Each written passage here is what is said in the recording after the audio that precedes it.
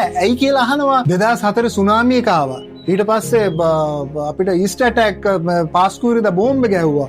ඊට පස්සේ ආර්ථික අවපාතයක් ඇවිල්ලා අපේ ආර්ථිකය කඩා වැටලා ඔක්කොම කෙලවෙලා ගියා. ඊට පස්සේ මෙන්න මේකත් ඇවිල්ලා ආයි ඇයි කිය අහන්න එපා. අපි වෙනස් වෙන්න. එතකොට මේකට ඇයි කියන උත්තරේ නිකම්ම හම්බ වෙනවා. මේ මං කිව්වා වගේ අපි පුළුවන් නම් ওই මීඩියා එක අපේ මං කිව්වේ හරිම හොඳයි. හොඳ දෙයක් කරන්න මේ වෙලාවේ. ඒ වගේම මං ගොඩක් කාරුණිකව බැගෑපත් ඉල්ලනවා මේ මීඩියා සියලුම මේ මට නම් වශයෙන් කියන්න බැරි වුණාට මේ සියලුම මීඩියා channel ටික මේ ලංකාවේ ප්‍රසිද්ධ මීඩියා channel ටික කරුණාකරලා අනේ ප්ලීස් කියලා කියනවා. පුළුවන් නම් මෙතනින් ඉස්සරහටත් හොඳ දේවල් ටිකක් පෙන්වන්න, මිනිස්සුන්ගේ ඔළුව හදන්න හොඳ පැත්තට කාරුණික දේවල් මනසේ ගුණාත්මක භාවය වැඩි වෙන දෙයක් පෙන්වන්න.